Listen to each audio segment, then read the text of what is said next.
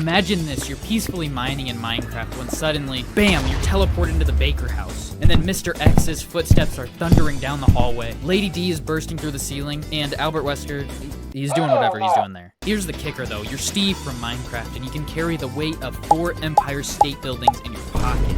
But even considering that, there's monsters on here that not even Steve could defeat. Remember when you first learned you could punch trees in Minecraft? Cute, right? Now imagine Steve using his same little fist to punch through Mr. X's face. Because when you break down Steve's actual abilities, well, let's just say the Resident Evil monsters might want to start running in the other direction. Especially when you learn what happens when Steve gets his hands on some netherite. Look, before we throw him into Resident Evil, we need to look into how bizarre his powers actually are. I'm not just talking about punching down a tree with his fists. See, this isn't just some random dude with a pickaxe. This man can carry about 177 million kilograms in his pocket. That's not a typo, I said million, with an M. Want some perspective? Like I said, that's like carrying 4 Empire State Buildings in your pocket. Chris might be proud of his boulder punching arms, but Steve's out here carrying entire cities while doing parkour. But it gets even better. Remember those times in Resident Evil where one zombie bite means game over for you? Steve regularly tanks explosions that could level small towns. We're talking about surviving direct attacks from creepers that pack more of a punch than military-grade explosives. And if you think that's impressive, wait until you see what happens when he tanks a wither blast to the face and walks it off after eating a couple of steaks. But enough of just talking about Steve as a person, let's look into his arsenal. He can enchant his weapons, making it so they can set things on fire or blast enemies back. But one of Steve's greatest weapons is his brain. Steve can build automated defense systems out of just redstone. Imagine Mr. X rounding a corner just to get blown up by a trap set by Steve that's just a bunch of TNT. But there is one problem for Steve in all of these encounters. He's made out of blocks. He's not the most agile person. But let's put that to the test. Lady D's introduction into Resident Evil left a bunch of players stunned, some for other reasons that I'm not going to talk about. This 9-foot-tall vampire lady can slice through stone with her claws, but let's really break down this matchup, because it's a lot more interesting than you'd think. First off, her dragon form. She transforms into this giant dragon, but that's not really a concern or something new for Steve. Lady D's dragon form compared to the Ender Dragon is like bringing your kid to work day, I don't know. The Ender Dragon lives in a totally different dimension. It shoots acid that goes through your armor with these little fireball things. Are they fireballs? I don't know. He's scary. It can destroy almost any material in the game. And it has healing crystals that just let it heal infinitely. But Steve killed this thing solo. And the funny thing, Lady D has none of that. Here's where it gets a little more interesting though. Lady D heavily relies on her intimidation factor. Those massive claws, being able to knock down giant walls in her dragon form. Against a normal survivor, this would work great, but Steve has some ridiculous encounters that would completely change this fight. First, let's imagine my boy Steve is an endgame. He has netherite with a protection 4 enchantment. He can basically shrug off anything that Lady D throws at him, like those giant claws. They'd literally have to get through armor that's harder than diamonds. And then this is where things get a little bit weird. You know how I said Steve, he's not that agile, but this dude literally has his hands on an elytra. If he has an elytra in the Riptide Tridents while it's raining, Steve's aerial movement will make it look like she's going in slow motion. Imagine her confusion while Steve just randomly flies past her while she's not expecting it at all. Steve's gonna be zipping past her while shooting arrows at her. And speaking of arrows, let's talk about Steve's ranged options. A bow with power 5, flame, and infinity enchantments turns this fight into a totally different game. Lady D might be able to tank some serious damage, but she's never dealt with arrows that can punch through multiple enemies while lighting them on fire. And the best part, Steve never runs out of ammo. With Infinity, the castle environment that Lady D considers home turf, Steve can literally mine through all of that. Oh, she's chasing him and bursting through the door. Oh, mines out a wall, puts the blocks back up. What is she gonna do then? He's already running to the next room. But the funny part about this is he can literally carry the equivalent of her whole castle. Times like 4, probably. So Lady D, I'm sorry, but this is not even a matchup for Steve. But there's someone that might be a little bit more difficult. Albert Wesker. The sunglass wearing, matrix dodging, and all that other stuff. Everyone thinks that his superhuman speed makes him untouchable. He's so fast it looks like he's practically teleporting. He can punch through concrete like it's paper, and heals from wounds that would kill normal people. This sounds impressive until you realize that Steve deals with this on a regular basis. Okay, so Wesker can dodge bullets and move faster than the human eye can track. But Steve will regularly deal with an Enderman. Creatures that don't just move fast, they do teleport. The Enderman can literally appear anywhere at any time. They don't need to travel through space. Steve's gotten so good at tracking these that Wesker's speed looks like a bad cosplay cosplay of the Matrix. But here's where it gets interesting. Wesker's strength. Wesker's pretty strong. He's beat the crap out of some of the STARS members. That's pretty impressive, right? I don't know how many times I'm going to bring this up, but Steve can carry millions of kilograms. He can carry entire inventories of gold blocks. 1 cubic meter of gold weighs about 19,320 kilograms. Steve carries stacks of these things. He'll be running, jumping, fighting. He might not be the most elegant, but he's still doing it. Wesker beating up normal people doesn't look so cool now, does it? The real game changer of this is Steve's potion arsenal. Wesker really relies on his speed advantage. Well, a well-placed splash potion of slowness, and suddenly Mr. Superhuman himself is nothing more than just some regular guy. And combine that with the strength potion for Steve, and we're just watching a beat-em-up game. And then there's Wesker's healing factor. Sure, he can regenerate from serious wounds, but Steve also has instant health potions. Like, it will give him back all of his health right away. No dramatic healing animation, no waiting around, it'll just happen. And unlike Wesker's enhanced virus capabilities, Steve can share these potions with the other people with him. Imagine you got Leon, Blair, I don't know, who, like just a bunch of people. You give them all strength potions, healing potions. You guys are invincible. Imagine Wesker's face when his opponent is healing faster than he can deal damage. But the funniest part about this fight is how Steve can literally shape the environment around them. Imagine Wesker giving his really deep monologue. He's staring off into space while talking about how he's gonna take over the world and how he's better than everyone. Meanwhile, he doesn't notice. Steve literally put a lava moat all around him.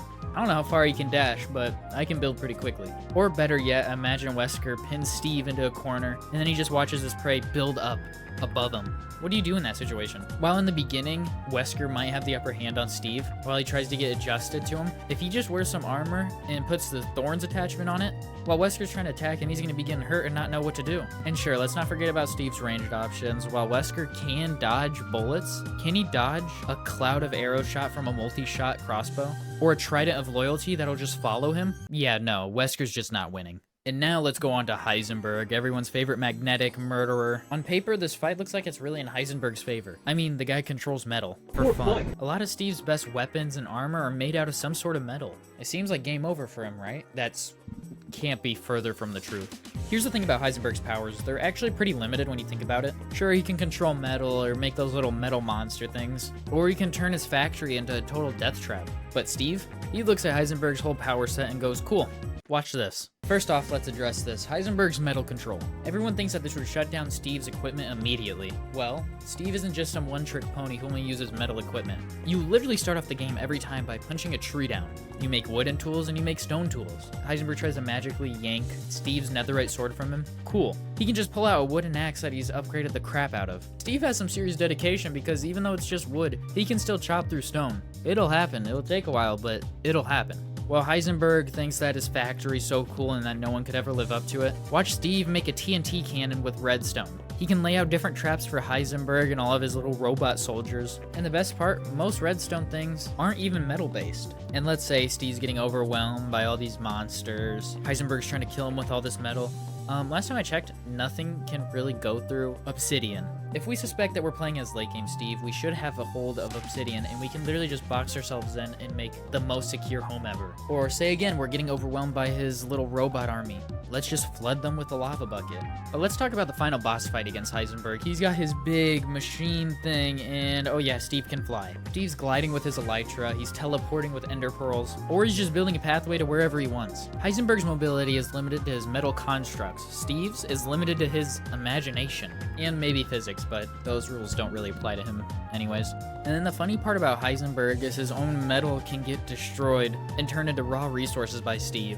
Imagine his face while he's seeing all of his soldiers get turned into little floating blocks that Steve just picks up and puts in his pocket. The real kicker is the scale difference. Heisenberg thinks big and he thinks his factory. Steve thinks big and he's like, oh, let's try not to accidentally touch the height of the sky world limit this time. Let's talk about the original Resident Evil tank himself, Mr. X. The guy whose whole deal is being able to punch through walls, shrug off bullets, and chase you with the persistence of that old lady on Facebook trying to sell you essential oils. Everyone remembers their first encounter with Mr. X, I know I do. You realize when bullets don't even delay the inevitable. He's the ultimate oh crap moment for all Resident Evil fans. The footsteps echoing through RPD, the way he bursts through walls and says, oh yeah, like he's Kool-Aid Man. It's terrifying, unless you're Steve. See, let me put it into perspective for you. So you're walking, and you're Steve, and you're like, oh crap, this giant gray man is punching through this wall. What will I do? Oh yeah, I can do that. And he just patches up the wall right away. Is he just gonna keep sitting there and keep breaking the wall? And another point is, he can break through walls. Steve is like, cool, I can do it too.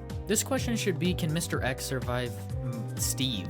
But it gets better. Mr. X's other big advantage is his durability. Enter Steve's enchanted weapons. And I'm not talking about just normal things. I'm talking about enchanted with sharpness 5. This can cut through pretty much everything. I don't see why Mr. X would be an exception. Mr. X's supposedly indestructible trench coat versus a netherite sword with fire aspect, I'd pay to watch that. Another funny part about this aspect is the pursuit. Mr. X is relentlessly chasing Steve, meanwhile he's building stairways up to the next floor and then blocking it off.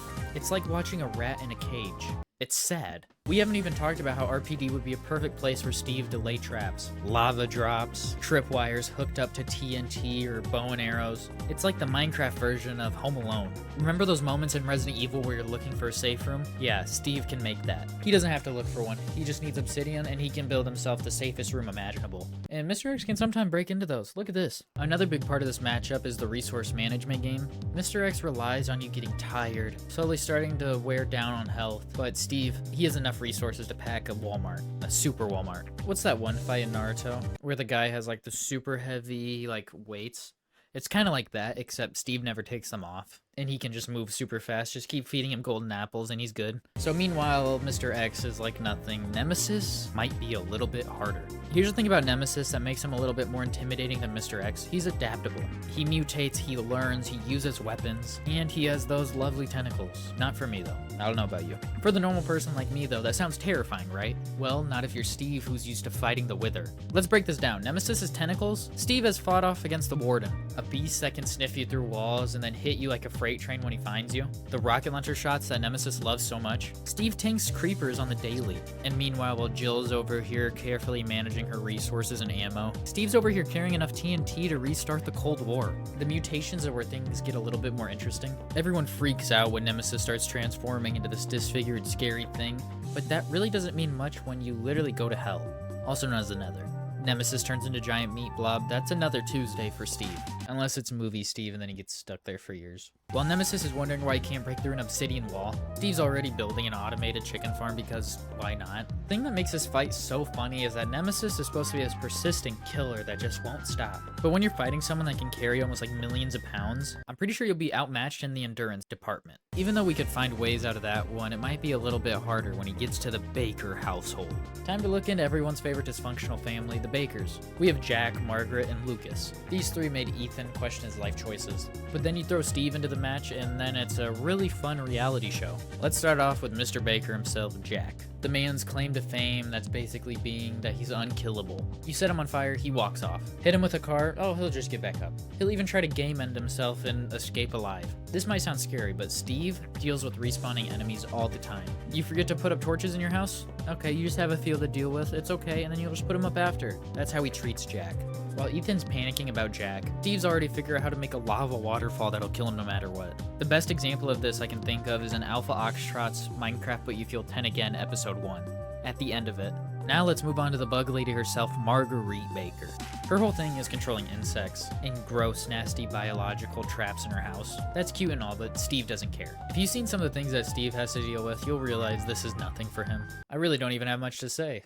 Why be scared of Bug Lady here when you can drop like 1,000,000 pounds of gold bricks on her head? But Lucas, he's kind of a funny one. He's the trap master. He makes all the puzzles that are difficult to solve. He turns the house into a Saw movie knockoff. This might seem scary, terrifying even. And Steve's sitting here and he's stuck. And what is he gonna? Oh my gosh, he's breaking through the walls with his bare hands and is going on to the next section. He doesn't care. And let's talk about the mold that's invading the house. This might seem super serious and sad. And oh no, what are you gonna do? But Steve doesn't have a connection to Mia. He doesn't care. Litter that place with TNT, run away, boom, it's done. The only part that I think could maybe get Steve a little bit is the dinner scene. He's eating rotten flesh. This is, I mean, it's gross, but he's done it before. It'll make him a little bit sick, but after that section, he's fine. He just has to pull a golden apple out of his backpack and eat it. Someone that's a little bit more annoying that could cause a little bit more trouble is Del Lago.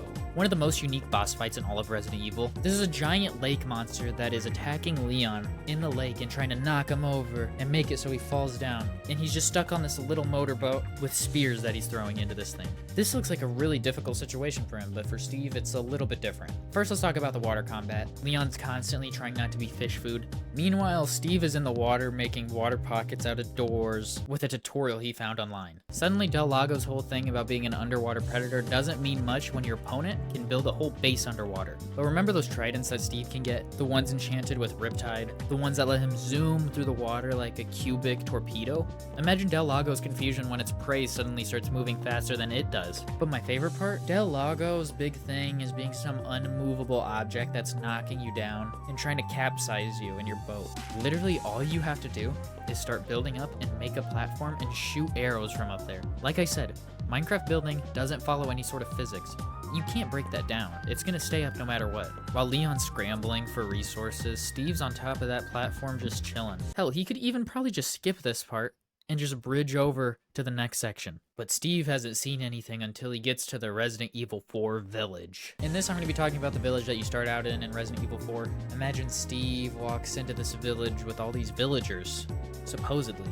You walk up to them thinking they're going to be nice, but these guys turn out to be the equivalent of pillagers. Steve might struggle at first dealing with having to kill these villagers, but then he realizes they're not the good guys, and they don't have an iron golem to stop them. But let's also talk about this. Remember the first time you hear Dr. Salvador revving his chainsaw? Steve runs into the house terrified on what to do, and I'm just kidding. He placed a bunch of traps at the front door, making it impossible for Dr. Salvador to get in. You might think that they have him outnumbered, but the thing is that Steve regularly farms mobs. He just needs to round them all up, start building around them, because they're not really focused on that, they're trying to kill the guy. But once he finally gets them, he literally just turns them into a villager mob spawner. But let's just say, since this is the beginning of the Resident Evil game, let's say Steve is at the same point. It's like starting a new world. He just needs to break down everything in sight, and then turn it into resources, make a crafting table, and then he's basically back to where he needs to be. The villagers can't break down stone, he just needs to put a bunch of stone blocks around them. Like, it's not that hard if he's endgame Steve or beginning game Steve. Steve's doing this while Saddler's off doing, who cares, who knows what. But it doesn't really matter because Steve destroys all of these opponents. So if you like this, make sure to like and subscribe and click the video on screen right now, because if you like this, you'll like that one too.